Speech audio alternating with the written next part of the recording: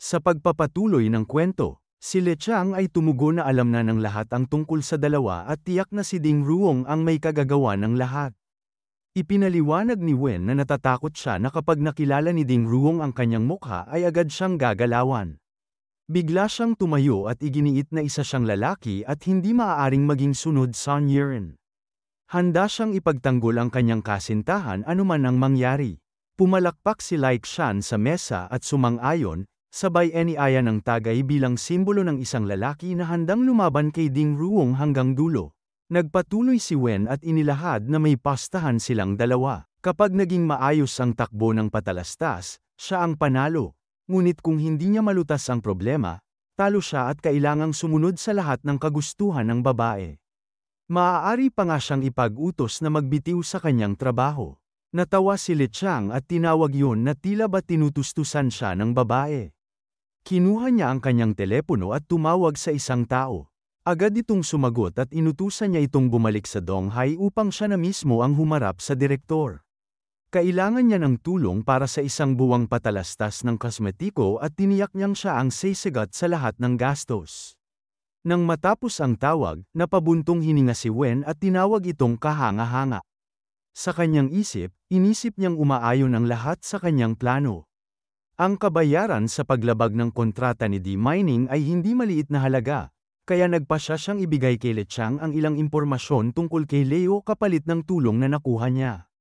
Tinawag niya itong kapalaran at iminungkahing tawagin na lamang siyang Kuya Lei dahil mas matanda siya ng ilang taon. Tinanggap yun ni Wen at inamin na mas malalim pa marahil ang kanilang pagkakaugnayan kaysa sa inaakala. Nagpadala siya ng mensahe kay Le Chang at ibinaba ang telepono sa kanyang harapan.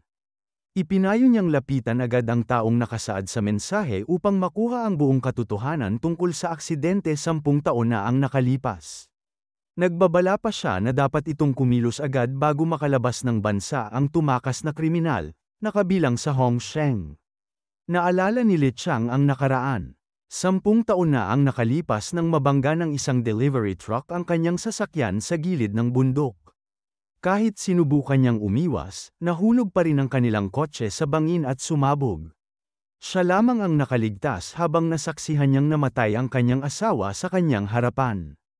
Ilang buwan siyang nanatili sa ICU at sa mga panahong yun ay sinubukan ng kanyang kaibigan na hanapin ang may sala. Lumabas na ito ay tauhan ni Leo, direktor ng Security Department ng Hongfe Group, ngunit bigla itong naglaho matapos ang insidente.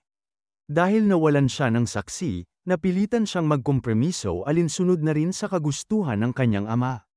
Sa loob ng 10 taon ay naging walang silbing anak mayaman si Le Chang, walang pakialam sa mga bagay sa paligid at tanging naghihintay ng araw na mabunyag ang katotohanan. Dumating ang isang bodyguard na nagulat na natukoy na nila ang pagkakakilanlan at tirahan ng kriminal. Lubos na natuwa si Le Chang at nagpasalamat kay Wen. Nangakong tutulong din siya sakaling mga ilangan nito sa hinaharap. Sa isip ni Wen, nagsisimula pa lamang ang bago niyang buhay at sa loob lamang ng 2 araw ay nakilala na niya ang 2 makapangyarihang tao. Si Lug Guangan kahapon at si Le Chang ngayong araw.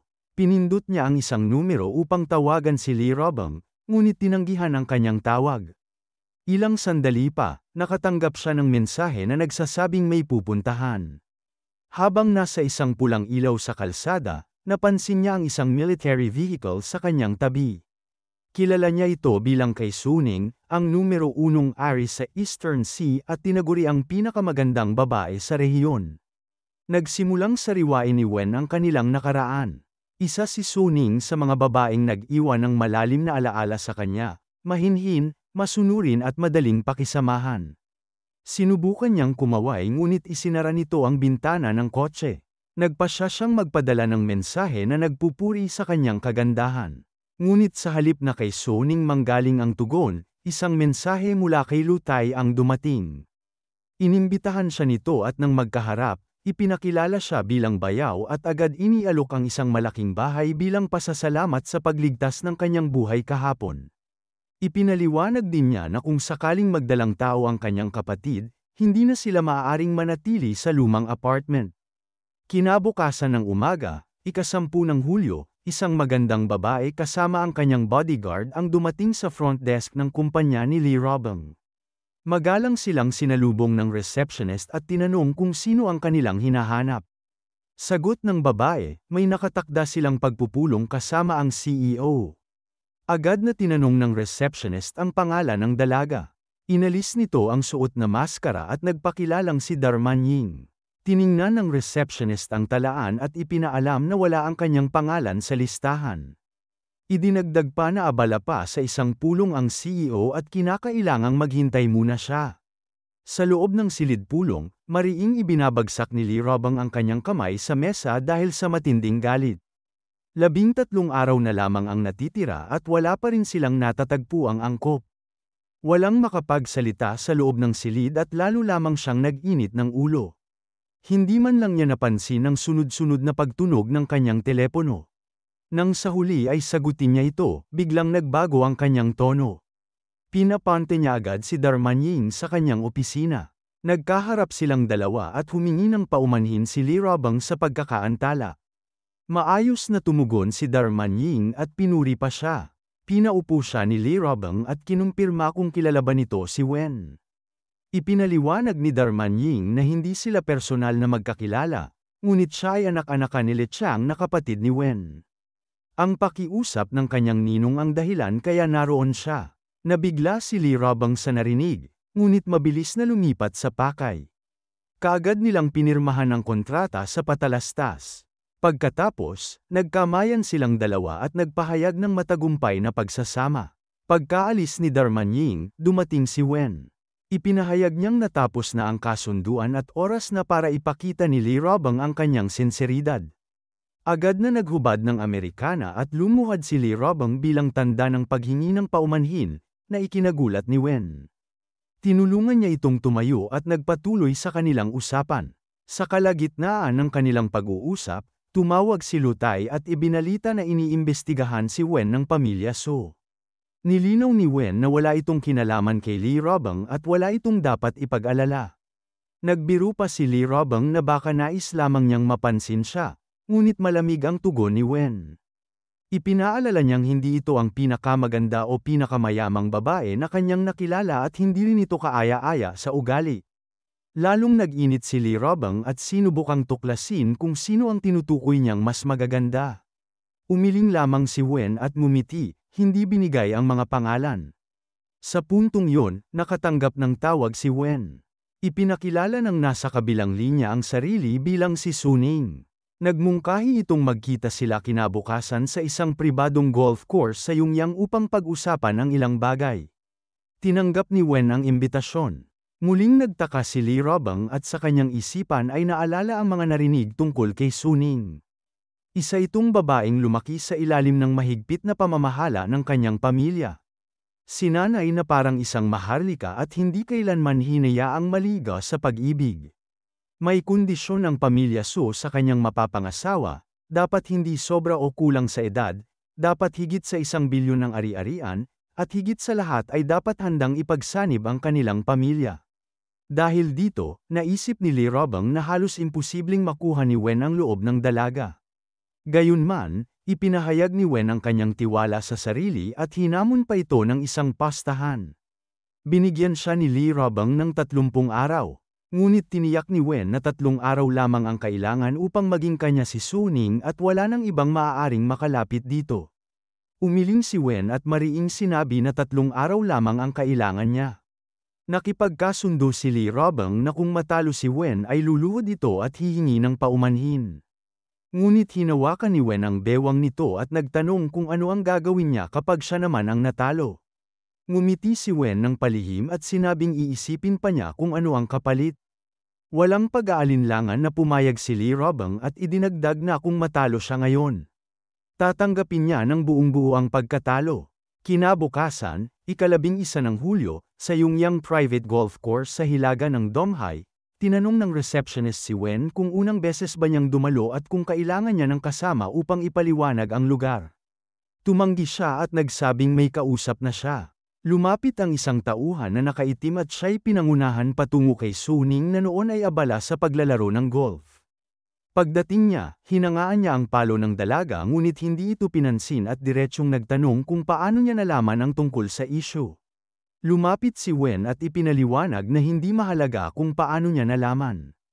Napakunot noo si Su Ning at tinanong ang presyo ng kanyang hinihingi, na ikinagulat ni Wen. Tiniyak niyang hindi siya nandaraya o nanunuhol. Ngunit patuloy lang si Su Ning sa kanyang laro at sinabing mas lalong hindi siya mapagkakatiwalaan kung wala itong kapalit. Mariing tugon ni Wen na kung ganoon, mas mabuting arestuhin na lamang siya kasama ang mas maraming gwardya. Huminga ng malalim si Su Ning at ipinaliwanag na una, hindi siya si Li Robang kaya hindi siya gagawa ng marahas na hakbang, at pangalawa, dahil kinikilalang kasintahan siya ni Li Robang, walang sino man ang mangangahas na gumalaw laban sa kanya. Nagpatuloy si Wen at tinanong kung ebidensya ba ang gusto nito. Sa halip na sagutin, bigla niya itong niyakap mula sa likuran na nagdulot ng pagkabigla kay Su Ning. Ipinaliwanag niya na tinuturuan lamang niya itong maglaro ng golf at wala ng iba. Sa isipan ng dalaga, alam niyang kung sakaling malaman ni Li Robang ang eksenang ito, siguradong hindi iyon tatanggapin. Patuloy na tinuruan ni Wen si Su Ning habang naguguluhan ang mga gwardya sa labas kung siya ba ay pumapalag o nakikiayon. Tinangka niyang ipakita ang tamang tindig at galaw, ngunit sinabayan pa ito ng paghaplos at pagpitik sa balakang ng dalaga na lalo lamang ikinainis nito. Subalit matapos ang isang palo, wala na raw siyang maituturo pa dahil sa pagdating ng mga tao mula sa pamilya Su. Sa kabilang dako, nakikinig si Ginang Su sa ulat ng mga tauhan. Naibahagi sa kanya na nakikitang nagtatawanan at tila natuturuan lamang ang anak habang niyayakap at hinahawakan ng lalaki. Nagumapaw ang galit ng ginang at iniutos na huwag hayaang makatakas si Wen. Nang maramdaman ni Su Ning ang paparating na panganib, nag-alala siya at nagtanong kung ano ang kanilang gagawin. Hinayla siya ni Wen at iginiit na tumakas sila agad. Sumiklab ang habulan. Ngunit mabilis na nakasakay si Wen sa kanyang sasakyan at tumakas kasama ang dalaga, iniwan ang mga gwardya na nagmamadaling tumawag muli sa kanilang amo. Sa kalsada, humahagibis ang sasakyan at tinanong ni Wen si Su Ning kung natatakot ba siya. Ngumiti ito at tumugon ng hindi. Tumunog ang telepono ng dalaga, at nakita niya na si Ginang Su ang tumatawag. Binigyan siya ng tingin ni Wen na parabang sinasabing ito na ang pagkakataon niyang pumili para sa sarili. Huminga ng malalim si Su Ning at sinagot ang tawag. Mariing tinanong ng kanyang ina kung nasaan siya at kung sino ang kasama. Sagot niya ay isang kaibigan lamang. Nagalit ang ginang at bumulalas ng sermon, sinabing hindi siya karapat-dapat sa kung sino man at binigyang diin ang kanyang tungkulin bilang anak na babae ng pamilya Su. Habang nakikinig, ibinaba ni Wen ang bintana upang maibsan ang bigat ng sitwasyon at tinignan siya ni Su Ning na puno ng pasasalamat. Muling huminga ito ng malalim at sa wakas ay sumagot ng malakas. Ipinapahayag na siya man ay isang tao at hindi manika na maaari lamang kontrolin ng kanyang ina. Natigilan si Ginang Su at walang nasabi. Habang nagmamaneho, si Wen ang unang bumasag ng katahimikan at nagsabi na marahil gagamitin ng ina ni Su Ning ang lahat ng impluwensya ng pamilya upang hanapin sila. Ngunit hindi sumang-ayon si Su Ning. Ayon sa kanya, labis na iniingatan ng kanyang ina ang reputasyon kaya hindi ito gagawa ng eskandalo. Binalaan siya ni Wen na baka ipagbili lamang niya si Su Ning. Ngunit hindi ito natakot. Malungkot ang naging ekspresyon ng dalaga habang ipinahahayag na simula pagkabata ay lagi siyang nababalutan ng marangyang anino. Lagi siyang itinuturing na naiiba, laging nakatali sa utos ng kanyang ina na huwag lumihi sa pagiging isang ganap na elitista. Maging ang pagkain ay pinipigilan, bawal samobra sa isang mangkok ng kanin upang mapanatili ang kagandahang inaasam ng kanyang ina. Pagod na siya sa ganoong buhay at ang pagtakas kasama si Wen ay maaaring siya na lamang natitirang pagkakataon. Sa kabila nito, dama niya ang kakaibang ginhawa tuwing kasama ang binata. Sumang-ayon si Wen at sinabi na tama ang naging pasya ng dalaga. Mas mainam ang mabuhay ng ayon sa sariling kagustuhan. Sa gitna ng biyahe, may tanong na damapo mula kay Su Ning. Mababa ang tinig nitong nagsabi na tiyak na kasintahan siya ni Li Robang at natatakot itong malaman ang nangyayari. Nabigla si Wen sa tanong, at sa saglit na yon ay tinanggal ni Su Ning ang seatbelt. Hinayla niya si Wen at siniil ng halik. Dahilan upang mapreno ng biglaan ang sasakyan. Nabigla si Wen at mariing ipinabalik ang dalaga sa upuan. Sumunod ito ng may pag-aatubili, ngunit hindi itinago ang kanyang pagiging matigas ang ulo. Habang nagpapatuloy ang biyahe, naalala ni Wen ang bahagi ng kanyang nakalipas. Minsang ninais niyang maunawaan ang isang tanyag na babae at bumisita sa isang forum kung saan nabasa niya ang isang artikulong puno ng pagod at pagkabagot sa buhay na dikta ng magulang. Nabasa niya ang hinaing ng isang dalaga na nakagapos sa paulit-ulit na pag-aaral at pamumuhay para lamang sa imahe ng kanyang ina. Napagtanto ni Wen na si Soining ay kagaya ng babaeng yun, isang nilalang na tila perpekto sa mata ng lahat, ngunit sa likod ay pinipigilan at halos hindi makahinga. Ipinagpatuloy ni Wen ang pagbibigay ng utos at pinabalik ng maayos si Soining sa pagkakaupo. Nang tanungin niya kung saan gustong pumunta ang dalaga, sumagot ito ng may tiwala na kung saan siya dalhin ay susunod lamang. Kaya iminungkahi ni Wen na sa kanyang tirahan sila tutuloy, at walang pag-aalinlangan itong pumayag. Lumipas ang 4 na oras at nagising si Wen sa walang tigil na tunog ng telepono. Kaagad niya itong sinagot at si Lutay ang nasa kabilang linya. Nabahala ito sapagkat pinapadalhan na siya ng tawag ni Ginang So, kaya naghanap ng paraan upang hindi masangkot. Pinakalma siya ni Wen at tiniyak na siya na ang bahala. Kasunod nito, si Li Rabang naman ang tumawag.